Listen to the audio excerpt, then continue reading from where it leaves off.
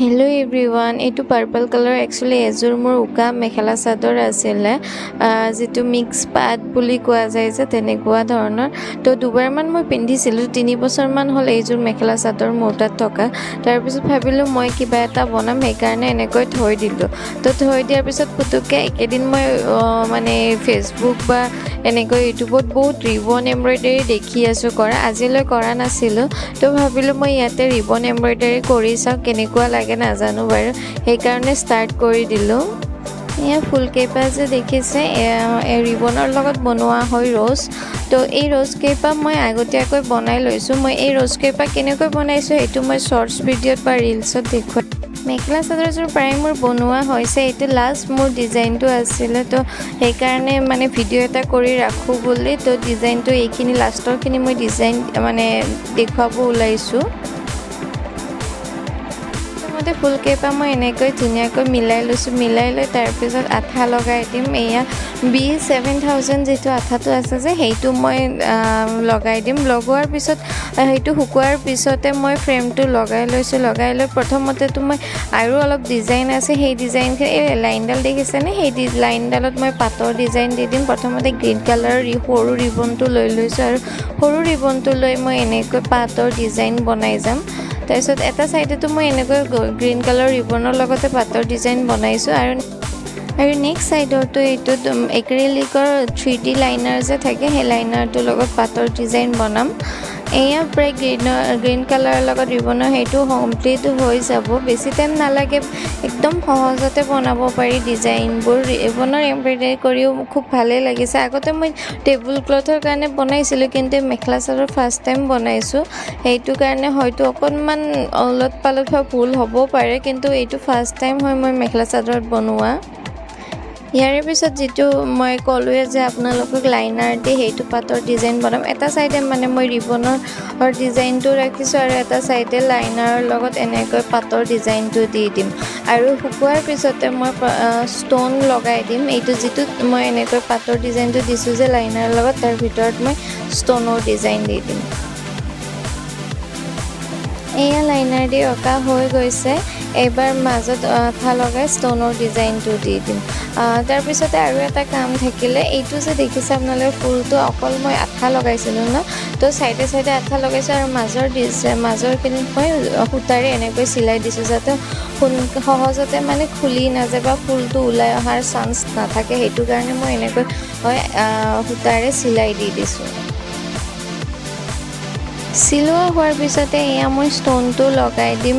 ওপৰে ওপৰে ষ্টনটো মই মেছৰ পৰা অৰ্ডাৰ কৰিছিলোঁ কোৱালিটি বহুত বেছি ভাল আছিল আপোনালোকে লাগিলে ইউজ কৰিব পাৰে বা আনি অনলাইনত অৰ্ডাৰ দিব পাৰে বহুত বেছি ভাল আছিল আৰু বহুত থাকে ষ্টনটো তো আপোনালোকে অৰ্ডাৰ দিব পাৰে অকল মেখেলা চাদৰ বুলি নহয় বিভিন্ন ধৰণৰ কাণফুলি বনোৱা বা তেনেকুৱা কামত আপোনালোকে ইউজ কৰিব পাৰিব